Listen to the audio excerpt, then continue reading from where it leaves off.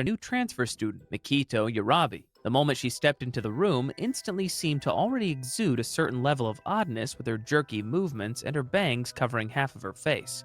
She was assigned to sit next to him, and Tsubaki did his best to be accommodating, offering his help if she needed any. However, from the very first day, Yurabi was labeled as a weirdo. When lunchtime came, she immediately fell asleep face first on her desk. When a bunch of girls approached her to get to know her, she refused and promptly fell asleep again. Her strange behavior escalated during math period when she, out of nowhere, began laughing hysterically, claiming that it was because of something personal she can't explain. Her excuse only infuriated their teacher more. From then on, the fact that she is always asleep during breaks and that she's not really close to anyone, she gained quite a reputation as a weirdo. Little did Tsubaki know that everything would change in a single day. It was dismissal time when he noticed that Yurabi was the last person remaining in the classroom, so he woke her up. When she lifted her head up, he noticed that she was drooling, and her saliva was pooling onto her desk.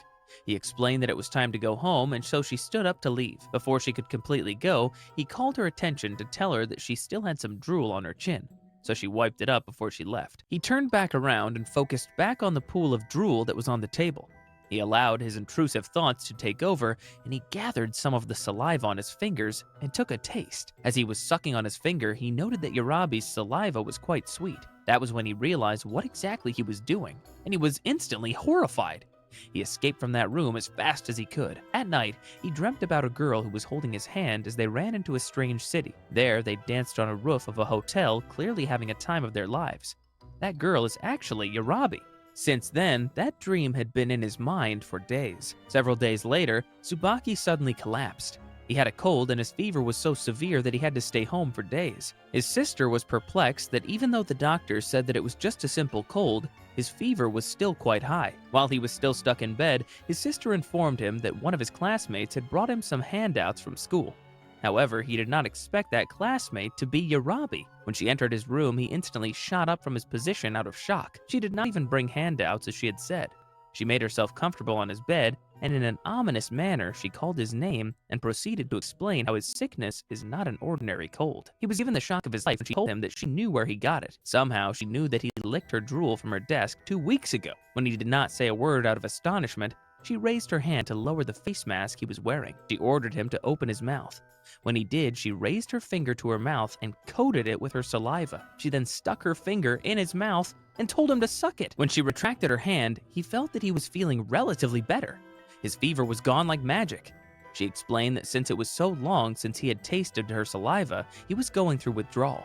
The reason why he was so ill, he could not believe what he had just heard. He needed answers, so he asked her if her saliva had some chemicals or bacteria that made him addicted to it. Rather than giving him more information, she laughed at him so hard that his room shook with it. When she was done with her cackling, she explained that he was lovesick. She speculated that the moment he saw her eyes when he woke her up that faithful afternoon, he fell in love with her. And that was the reason why he reacted the way he did from tasting her drool. After giving him such life-altering information, she reminded him to go to school tomorrow and left his room. He did go to school the following day. When school ended, he was unprepared to have Yurabi waiting for him. She wanted them to walk home together.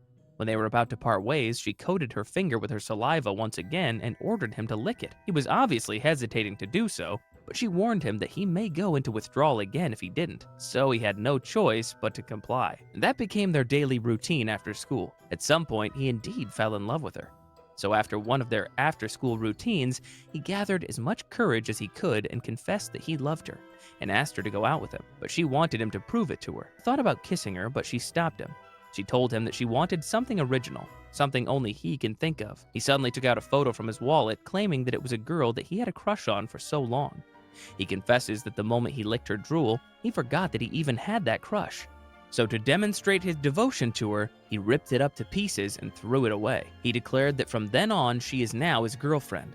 Suddenly, her mouth began overflowing with saliva, pooling onto the ground. She explained that it's what happens whenever she's happy. She then asked him if he was a virgin. When he confirmed that he was, she was relieved that they were the same. She then revealed that back then, when she suddenly laughed during class, she actually heard a voice that was telling her that Tsubaki was the person she would be having sex with for the first time. Naturally, he was astounded to hear this.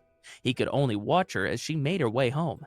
Before completely leaving, she called out to him that she was now his girlfriend. They were at school when Tsubaki decided to ask his friend Oino's opinion.